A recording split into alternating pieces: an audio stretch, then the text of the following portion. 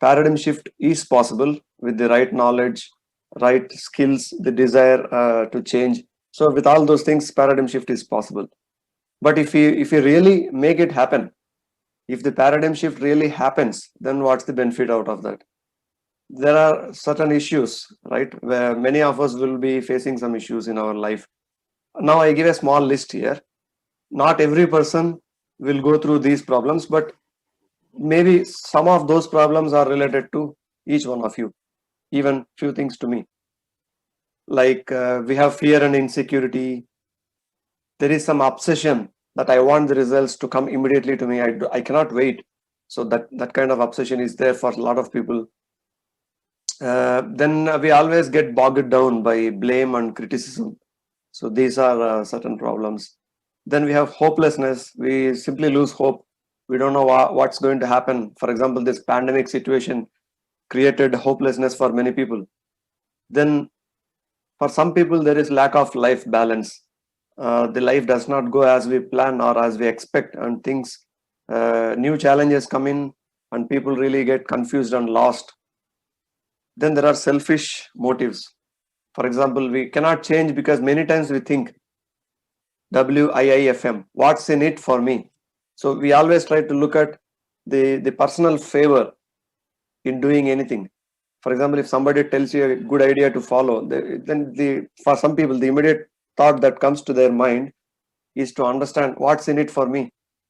So, so with these problems, actually, we are, and then there is also hunger to be understood. A lot of people, they don't even realize why things are happening around them in such a fashion. But most of the times, people will be worried about why the other people are unable to understand me. So there is always this hunger to be understood. That's not wrong, but if that is an excess, that could be a problem. So by having this paradigm shift, when we are changing our perception, when we are changing our lens of looking at the world, these problems will actually be overcome by our own constant effort. So that's the advantage of thinking about what is the benefit of having this paradigm shift. So even we can resolve some conflicts and differences within ourselves, with the family, with the people, with the society, or in the organization where we are working. Is it not something we learn from philosophy? Like these are the problems we generally face in our day-to-day life, and these are the snippets from the philosophy. Just few two things I want to show here. So there is a verse in Bhagavad Gita when Arjun was very sad and he was dejected that he has to fight a war with his own family members.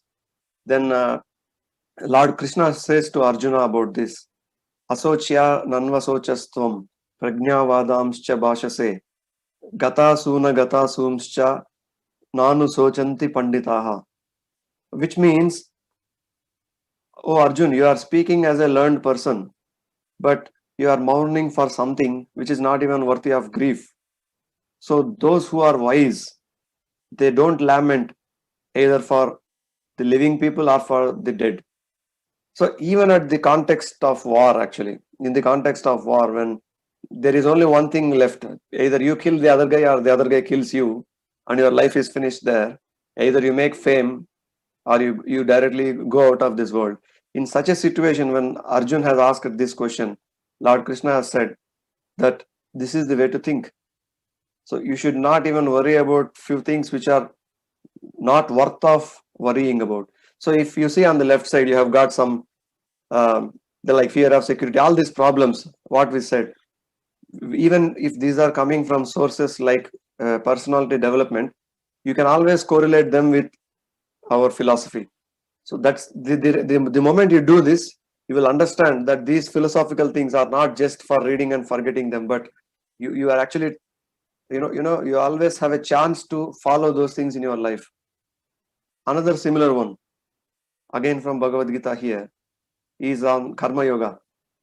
It is said, karmanye vadikaraste ma faleshu kadachana ma karma falahe turbuhu mato sangostva karmani. So which means, also in this case, what we said to Arjun, what Krishna said to Arjun is that You can only think about doing your action. You have control over only on how you do your action, but you cannot control the result. You should not even think about influencing the result. But at the same time, don't be attached to the outcome of your actions. But also understanding that you cannot control the outcome of your actions, you should not resort to inaction. You are not a rock to sit silently. You are a human, so you have to act. So in this case, in the context of war, Krishna inspired Arjun to stand with Dharma, the principles, and then fight against Adharma. So the same things more or less we are learning in a different with a different view on this worldly life in the form of these effective habits, how to become effective in our life. Thank you for watching. Please like, share, and subscribe. See you in the next video.